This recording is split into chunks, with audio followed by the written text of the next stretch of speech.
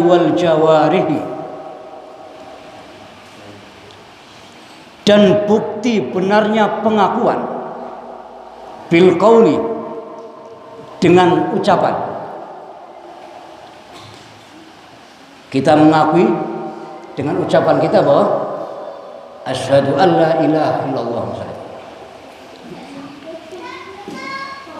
wal amali bil qalbi wal lisani wal jawari, ugi amal yang berkenaan dengan hati, artosipun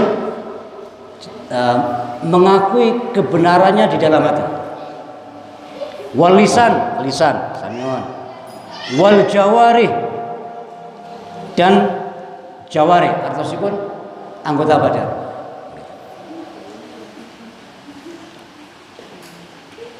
Wahum ma'a tasdiqihim bil ghaibi, di samping mereka itu membenarkan persoalan yang gaib adalah yuhafizuna ala ada'is shalah fi mawaqitiha, adalah juga dengan selalu yuhafizuna, menjaga, ala ada'is shalah, ing atase ngerjakaken salat. Artosipun ngoten. Dados yang namanya beriman itu bukan sekedar mengakui bahwa Allah itu ilah, Muhammad utusannya, malaikatnya, kitabnya, takdirnya, bukan sekedar itu. Iman itu harus dibuktikan, di antaranya adalah yuhafizuna ala ada'is shalah fi mawaqitiha, dibuktikan di antaranya dengan senantiasa mengerjakan sholat pada waktu-waktunya. Nah, ini di antara utawi ing antawisipun pembuktian bentuk iman kita dhateng Allah dan dhateng ingkang dipun sebut wau. Adaan sahihan, kalian pelaksanaan ingkang benar. Terus di samping memang dia selalu mengerjakan sholat pada waktunya, sholat itu juga adaan sahihan, dilaksanakan utawi dikerjakan dengan sahih, dengan benar, dengan cara yang memang sesuai ajaran Allah dan Rasul. Nah ini dipulanjengaken wifqa ma syara'allahu li nabiyyihi Muhammadin sallallahu alaihi wasallam. Nah, jadi adaan sahihan itu maksudnya adalah wifqa, ada yang membaca wafqa, sama aja itu. Wifqa ma syara'allahu li nabiyyihi Muhammadin sallallahu alaihi wasallam, sesuai dengan apa-apa yang Allah syariatkan melalui nabinya, yaitu Muhammad sallallahu alaihi wasallam. Ingkang Rasul bersabda, "Shallu kama ra'aitumuni usolli." Harus sesuai dengan itu. Amargi kita saya semerap pilih perkawis ibadah menika setunggalipun perkawis ingkang mutlak merupakan wewenang Allah dan Rasulnya. Amargi menapa? Amargi ibadah ingkang sifatipun mahdhah itu adalah sesuatu yang tidak dapat dipastikan, apalagi diketahui ilatnya utawi sebabipun. Nah, makanya kalau kita lanjutkan, oleh karena itu dalam konteks hukum misalnya itu la qiyasa fil ibadah, sehingga ada sebuah kesimpulan bahwa tidak ada qiyas dalam persoalan ibadah. Amargi menapa? Amargi ibadah menika setunggalipun perkawis ingkang mboten saged dipun sumurepi menapa sebabipun. Misalipun menapa kok nanti kalau sampaikan menawi mboten salah. Menapa sebabipun salat zuhur ingkang waktu siang capek-capeke kita semua justru 4 rakaat. Sementara subuh kita yang baru bangun tidur itu justru cuma 2 rakaat. Ini tidak kita ketahui. Kenapa itu? Ya. Jadi kalau kemudian melaksanakan sholat pada waktunya, tentu dengan melaksanakan benar sesuai yang diajarkan oleh Allah dan Rasulnya, itu sesuatu yang bisa diterima oleh logika apapun, karena memang ibadah adalah sebuah perbuatan amalan yang hanya Allah dan Rasulnya yang tahu sebabnya gitu. Sehingga dalam konteks hukum la qiyasa fil ibadah.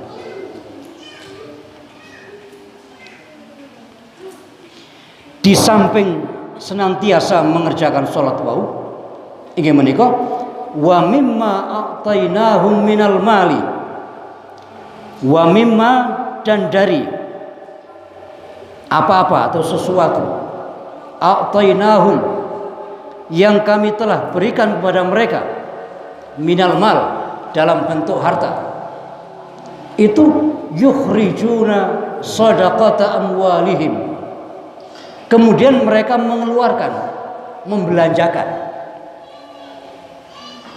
sadaqata amwalihim sebagai bentuk sedekah harta mereka, al-wajibati, baik yang sifatnya wajib, wal mustahabbati, ataupun yang sifatnya sunnah. Terus maksudnya pun sekali lagi, iman itu bukan sekedar pengakuan kalau wau, tetapi harus dibuktikan. Di antaranya adalah sholat. Dengan catatan, dengan sabun kita terangkan wau. Juga di samping itu bersedekah, mengeluarkan infak, membayar zakat. Ini adalah di antara bukti bahwa iman kita ini benar, gitu. Karena diterangkan bahwa, dan dalam konteks berpikir apapun ini pasti diakui bahwa pada sebagian harta kita itu terkandung hak orang lain. Karena nalikane kula lan panjenengan dipun paringi rezeki dening Allah Subhanahu wa taala, itu diantaranya adalah melalui berwasilah orang lain. Jadi tidak ada kemudian seseorang yang dia bisa mendatangkan uang tanpa ada wasilah dari orang lain, tidak ada. Sekaya apapun dia, mesti dia melalui orang lain. Apakah melalui pegawainya atau melalui kawan dagangnya dan seterusnya, itu pasti.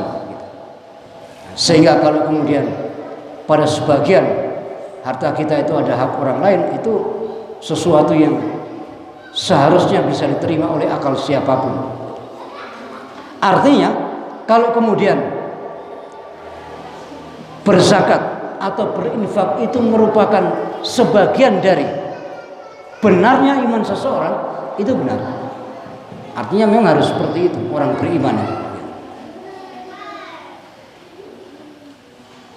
Berarti orang beriman itu wajib mengeluarkan zakat kalau memang dia mampu. Dan orang beriman itu adalah orang yang suka bersedekah. Tentu saja ketika dia ada kelebihan.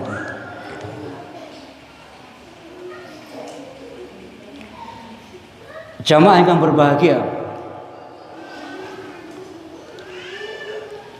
kados ingkang sampun kula jelasaken di awal pengaosan menika, bilih ayat ingkang kaping 3 menika jelasaken 3 sifat orang yang muttaqin, yaitu dia percaya kepada barang yang gaib, dia mengerjakan sholat, dan dia mengeluarkan zakat atau infak.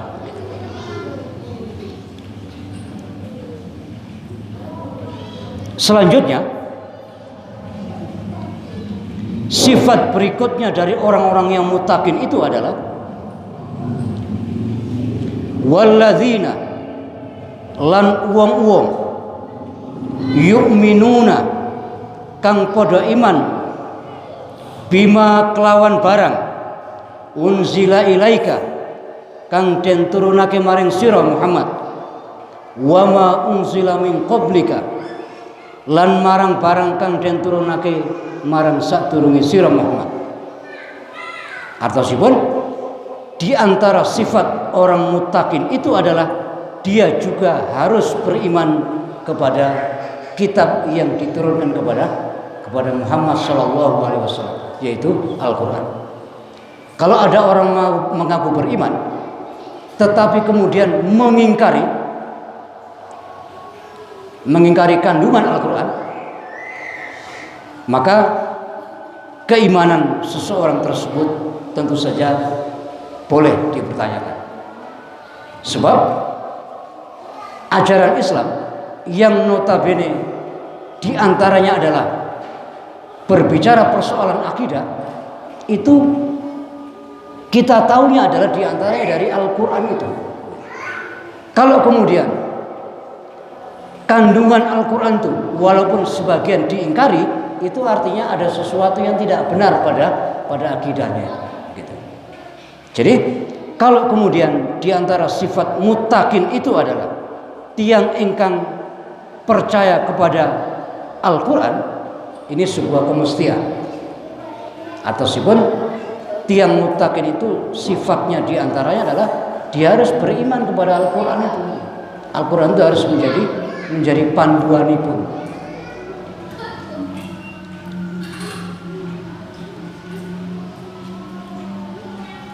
Salajengipun wabil akhirati hum yuqinun, lan kelawan dino akhirat hum dheweke kabeh itu yuqinun padha yakini. Jadi di samping beriman kepada kitab baik Al-Qur'an juga kepada kitab-kitab sebelumnya tadi, tentu mempercayai kitab-kitab sebelumnya baik Taurat, Zabur atau Injil, itu mengimani dalam pengertian kitab-kitab yang disebut itu Taurat, Injil dan Zabur itu memang dulunya adalah bermula dari Allah Subhanahu wa taala.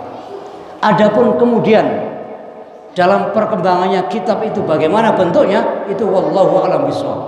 Tetapi yang pasti kitab-kitab itu tadi bermula dari Allah Subhanahu wa taala. Makanya kita wajib meyakini kitab-kitab itu adalah memang bermula dari Allah. Adapun bagaimana kemudian kitab-kitab itu Allahu a'lam bishawab. Karena Allah sendiri menyampaikan kepada kita, mereka punya kebiasaan yuharrifunal kalima am mawadhi. Mereka itu sudah terbiasa yuharrif, mengadakan perubahan, diodak-adik, dirubah-rubah. Al-kalim maksudipun nggih menika firman Allah ingkang wonten baik Zabur, Injil utawi Taurat. Am-mawadhi dari tempatnya, artinya dari tempat yang seharusnya seperti itu dirubah menjadi dalam bentuk teks-teks yang berbeda menurut kemauan tokoh-tokohnya, pendeta dan rahib-rahibnya.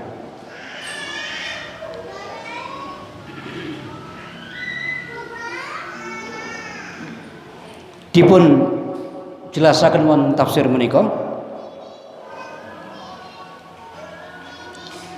walladzina yusaddiquna bima unzila ilaika ayyuhar rasul minal qur'ani, yaitu orang-orang yusaddiquna yang membenarkan, meyakini akan benarnya bima unzila ilaika, terhadap apa-apa yang diturunkan kepadamu, ayyuhar rasul, wahai para rasul, minal Quran, ayyuhar rasul, wahai rasul, minal Quran, yaitu dalam bentuk Al-Quran. Ya tatus artosipun sepida malih pilih salah satu sifat tiang muttaqin menika adalah dia membenarkan, dia meyakini Al-Quran itu adalah dari Allah Subhanahu wa ta'ala. Wa bima unzila ilaika minal hikmati, di samping meyakini, membenarkan Al-Quran, juga membenarkan dan meyakini sesuatu yang diturunkan kepadamu minal hikmah, dari hikmah. Apa itu hikmah? Dipun jelasaken wonten ing lafaz sajengipun wahia as-sunnah, yaitu as-sunnah utawi gampilipun hadis. Dados dengan kata lain, sifat muttaqin itu di samping dia percaya kepada Al-Qur'an, kepada kitab Allah, dia juga harus yakin dan percaya kepada sunnah Rasulnya, percaya kepada hadis, gitu.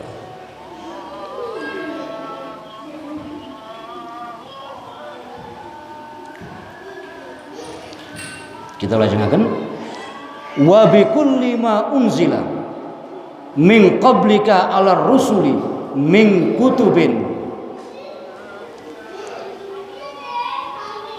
dan meyakini atau mempercayai atau membenarkan sama saja terhadap tiap-tiap yang sudah diturunkan min qablika, dari sebelum kamu wahai Muhammad, 'ala rusuli, pada para rasul, min kutubin, dari kitab-kitab. Apa itu? Kat Taurati wal Injili wa ghairihima, yaitu seperti Taurat, Injil dan yang lainnya.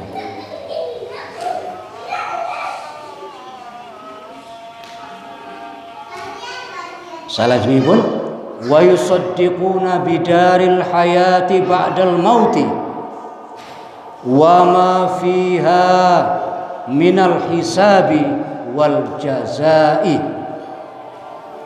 Wa yusaddiquna, lan podo benerake dheweke kabeh, sama kayak tadi, mereka semua membenarkan, meyakini, percaya bidaril hayati ba'dal mauti, terhadap negeri akhirat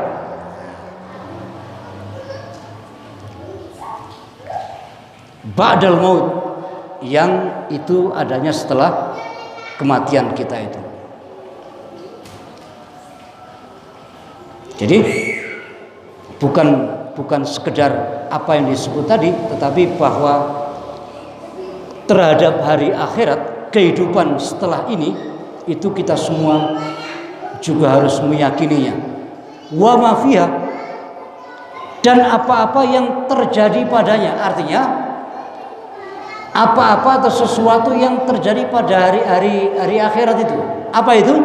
Minal hisabi, yaitu adanya penghitungan, hisab. Adanya hisab pada hari itu juga merupakan bagian dari yang harus kita yakini. Wal jazai, juga pembalasan. Artinya pada hari itu di samping merupakan yaumul hisab, juga otomatis merupakan yaumul jaza, hari di mana kita akan mendapatkan balasan dari Allah Subhanahu wa taala. Kalau kita ketika di dunia menjadi orang-orang yang baik di mata Allah Subhanahu wa taala, maka pasti kita akan mendapatkan jaza atau balasan yang saya saking Allah Subhanahu wa taala. Dan sebaliknya, naudzubillah min dzalik, balasan Allah yang buruk tentu diberikan oleh Allah kepada mereka yang sudah berbuat keburukan. Naudzubillah.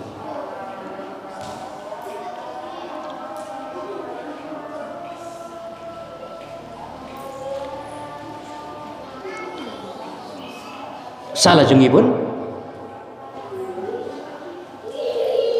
tasdiqan biqulubihim, sebagai sebuah pembenaran, bentuk keyakinan tadi itu, biqulubihim, dengan hati-hati mereka. Kita percaya kepada Allah, kitabnya, hari akhir, itu adalah sebuah bentuk keyakinan kita yang itu adanya di hati kita. Yazharu ala alsinatihim wa jawarihim, yang kemudian harusnya itu nampak, jadi diejawanta istilah itu, dibuktikan. Ala alsinatihim, dengan atau pada lisan mereka. Jadi artinya orang yang beriman tadi itu harus membuktikan ucapannya itu selalu ucapan-ucapan yang baik. Itu adalah salah satu bukti akan keimanan dia kepada Allah dan seterusnya tadi. Maka dia lisannya selalu menyampaikan yang baik-baik. Wa jawarihim, dan jawarih lainnya, arkanihim, anggota tubuh yang lain. Tangannya dipakai untuk mengerjakan sesuatu yang baik-baik. Kakinya dipakai untuk melangkah ke tempat-tempat yang diridhoi oleh Allah. Matanya dipakai kangge ningali napa ingkang sae mungguh Allah Subhanahu wa taala. Pangrumune dipun damel kangge ngrungokake napa ingkang sae mungguh Allah Subhanahu wa taala.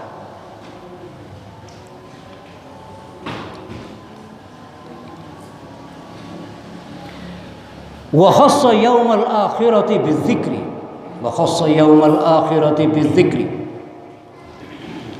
dan secara khusus yaumul akhirah, hari akhirat itu bidzikri disebut. Maksudnya begini, secara khusus di akhir ayat yang keempat itu disebutkan wabil akhirati hum yuqinun, disebut secara khusus tentang yakin dan percayanya kepada hari akhirat.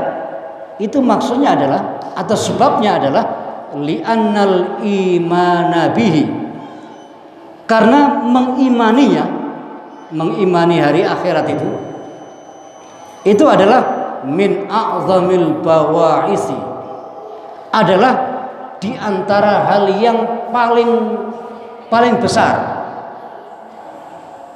Al bawa'is, dorongan, artinya keyakinan terhadap hari akhirat itu adalah di antara hal yang paling bisa mendorong manusia gitu, ala fi'lit ta'ah, untuk kemudian selalu berbuat ketaatan kepada Allah Subhanahu wa taala.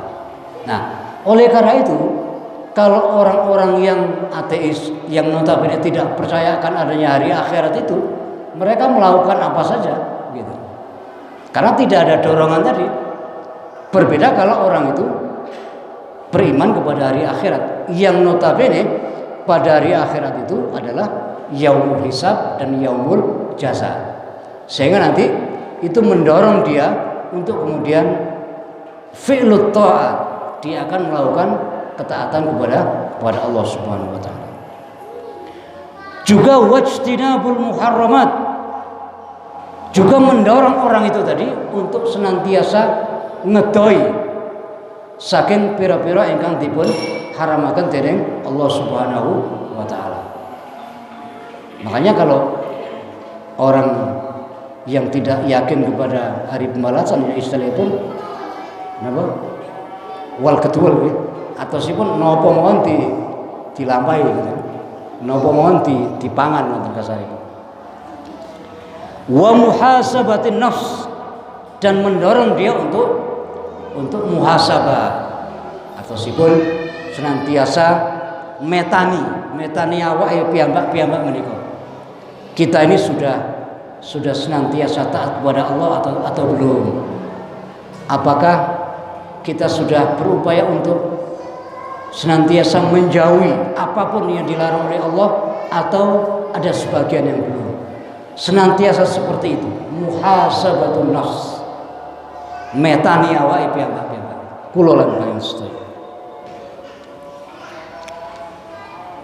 Bapak Ibu yang berbahagia, Dados ayat kaping 3 lan ingkang kaping sekawan wau menawi kita simpulaken inggih menika di antaranya menjelaskan sifat orang yang bertakwa kepada Allah Subhanahu wa taala. Di samping mangke sifat-sifat yang lain. Sebab menurut penelitian ulama, paling tidak menurut penelitian mereka, paling wonten 11 sifat yang lain yang itu harus ada pada seseorang kalau mau disebut muttaqin gitu.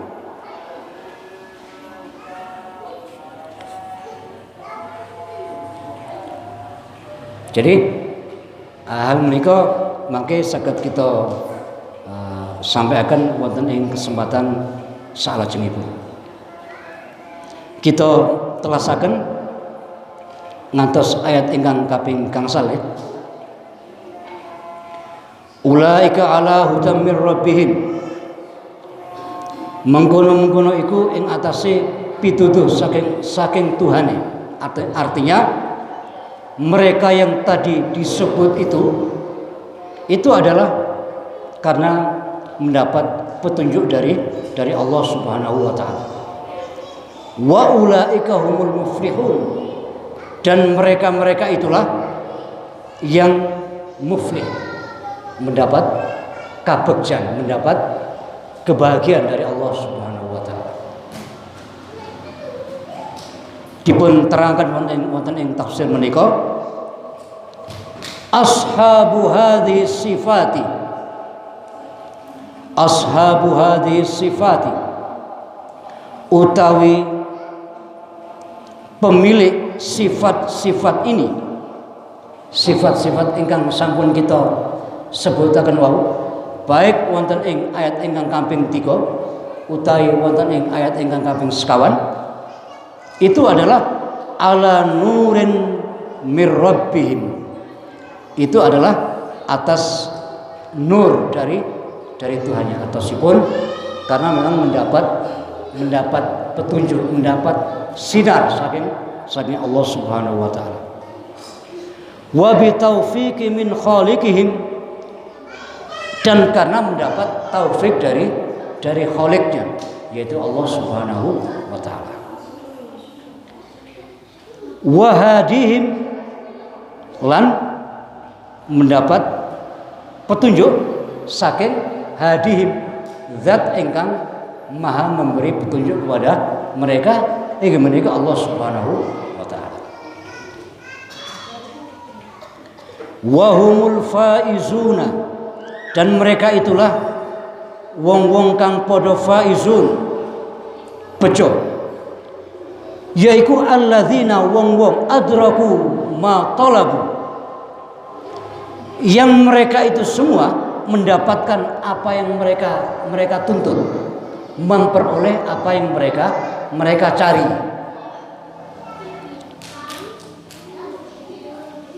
Apa yang dicari? Yaitu kebahagiaan, kabegjan, baik di dunia ataupun di akhirat. Wa najau min syarri ma minhu harabu, wa najau lan selamat atau menjauhi, boleh, min syarri ma minhu harabu, dari kejelekan sesuatu yang darinya harabu, dia harusnya lari. Artosipun orang yang mendapatkan kebahagiaan dan kabegjan menika adalah orang yang senantiasa lari dari sesuatu yang syar, yang buruk. Di mana sesuatu yang buruk itu harusnya harabu, mereka semua itu lari, menjauhi.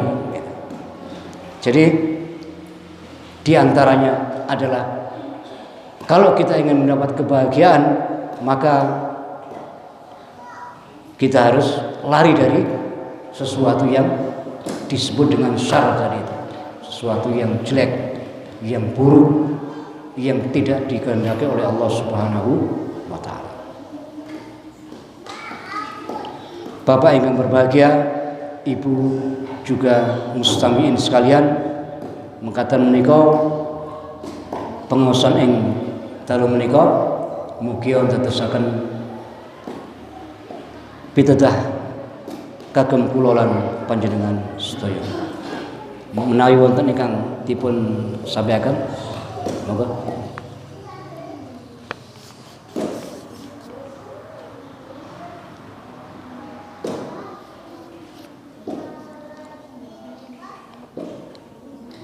Iya, mengenai hal gaib, bagaimana dengan para indigo?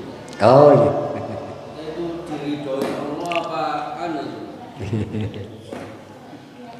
Apa dari setan itu? Oke, indigo itu kan istilah orang luar itu pakai. Jadi sebenarnya indigo itu tidak ada sebenarnya. Karena jelas tadi ayatnya menyatakan fala yuzhir, okay? Jadi Allah tidak menampakkan menapa yang dipun wastani ghaib tadi itu ahadan kepada siapapun illa kecuali tiang ingkang irtado dipun ridhoi dening Allah. Sinten menika Rasul menika. Terus nggih niku mboten wonten sesen. Niku cerios mawon niku. Apalagi kalau pada pembahasan utawi pengawasan ingkang insyaallah bulan nangke amargi kita menyangkut masalah web maka secara khusus saged kita waos lebih lanjut masalah menika. Dados intine pun karena yang mendapat perkenan dari Allah untuk kemudian ditampakkan hal-hal yang gaib itu adalah Rasul, maka selain dari Rasul Allah tidak beri kemampuan untuk bisa melihat hal-hal yang sifatnya gaibah. Katakan. Nggih. Mengenai perbuatan dulu dan jelek itu adalah perbuatan setan. Kalau manusia yang meniru seperti perbuatan setan itu adalah bentuk setan yang berwujud manusia. Iya, leres. Mila menika setan itu sifat.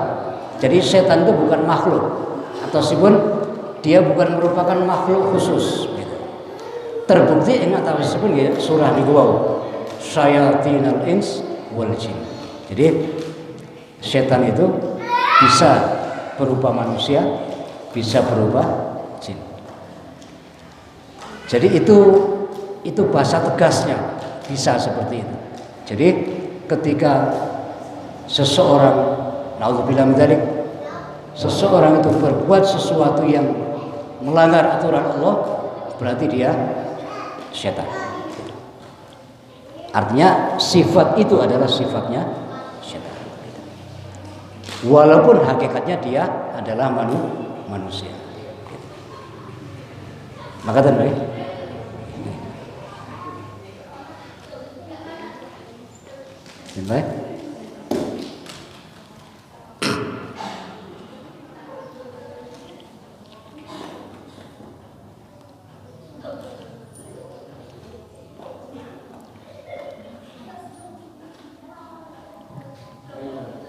Iya, Bapak. Dari pertanyaan Pak Mujani, Iya. apakah boleh kita mengatakan seseorang yang berbuat menyerupai setan dan menyebutnya setan? Oh, iya. Saged mawon mboten napa-napa. Amargi Allah sendiri ingkang nyebataken syayatinal ins gitu. Nah, hanya memang sesuai dengan menawi kita wicara dengan persoalan bahasa bagian menika bahasa. Terus wonten kebahasaan menika wonten ingkang dipun wastani uslub gaya bahasa. Jadi itu diantara gaya bahasa yang menunjukkan sesuatu yang tidak baik diantaranya. Jadi seandainya nih bagian, ada orang yang berbuat maksiat misalnya, terus kita mengatakan oh setan itu betul nama. Karena memang yang dilakukan adalah sesuatu yang yang tidak baik. Tapi itu salah satu pilihan, ya. Salah satu. Itu salah satu uslub. Karena kita bisa memakai uslub-uslub yang lain. Ringesipun nggih mboten napa-napa gitu. Ya, tapi biasanya menawi kita arani ngoten terus ngamuk yang bisa. Ngoten Pak ya?